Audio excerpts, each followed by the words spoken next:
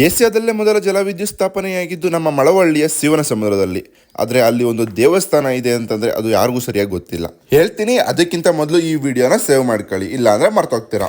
Hey guys, welcome back to our new video. ನಾನು ನಿಮ್ಮ ಗಗನ್ ಗೌಡ.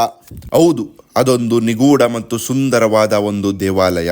ಬೆಟ್ಟಗಳ ಮಧ್ಯೆ ನೆಲೆಸಿರುವಂತಹ ಶ್ರೀ ಕೊಂಡದ ಮಾರಮ್ಮನವರ ವಿಗ್ರಹ ಮತ್ತು ನೋಡುಗರಿಗೆ ಆಶ್ಚರ್ಯ ಉಂಟು ಮಾಡುವ ದೇವಾಲಯ. ಮತ್ತು ಅಲ್ಲಿ ಆ ದೇವಿಗೆ ಪ್ರಿಯವಾದದ್ದು ಮಾಂಸಾಹಾರ.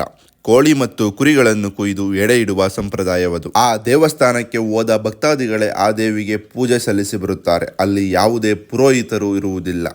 ನೀವು ಕೂಡ ವೀಕೆಂಡ್ನಲ್ಲಿ ನಿಮ್ಮ ಫ್ರೆಂಡ್ಸ್ ಮತ್ತು ಫ್ಯಾಮಿಲಿಗಳ ಜೊತೆಯಲ್ಲಿ ಎಂಜಾಯ್ ಮಾಡಬೇಕು ಅಂತ ಅಂದ್ಕೊಂಡಿದ್ರೆ ನೀವು ಈ ಜಾಗಕ್ಕೆ ಖಂಡಿತ ಬರಲೇಬೇಕು. ಅದರಲ್ಲೂ ನೀವು ಮಾಂಸಪ್ರಿಯರಾಗಿದ್ದರೆ ಖಂಡಿತ ಈ ಸ್ಥಳಕ್ಕೆ ನೀವು ಭೇಟಿ ನೀಡಿ. ಈ ದೇವಸ್ಥಾನದ ಬಳಿ ಇರುವ ಕಾವೇರಿ ನದಿನಲ್ಲಿ ನೀವು ಪುಣ್ಯ ಸ್ನಾನ ಮಾಡಿಕೊಂಡು ಮಾಂಸಾಹಾರ ತಯಾರಿಸಿ. ಮತ್ತು ಅಲ್ಲಿ ಅದೆಷ್ಟೋ ಮಂಗಗಳ ಪಾಡು ಆ ತಾಯಿಯೇ ಬಲ್ಲಳು. ನೀವು ಹೋದಾಗ ಆ ಮಂಗಗಳಿಗೆ ನಿಮ್ಮ ಕೈಲಾದಷ್ಟು ಹಣ್ಣು ಹಂಪಲುಗಳನ್ನು ನೀಡಿ. ಮತ್ತು ಅಲ್ಲಿ ಮದ್ಯಪಾನ ಮಾಡಿ ನೀವು ಬಾಟಲಿಗಳನ್ನು ಎಲ್ಲೆಂದರಲ್ಲಿ ಎಸೆಯಬೇಡಿ. ಅದು ಪ್ರಾಣಿಗಳಿಗೆ ಹಾನಿಕಾರಕವನ್ನು ಉಂಟು ಮಾಡುತ್ತದೆ.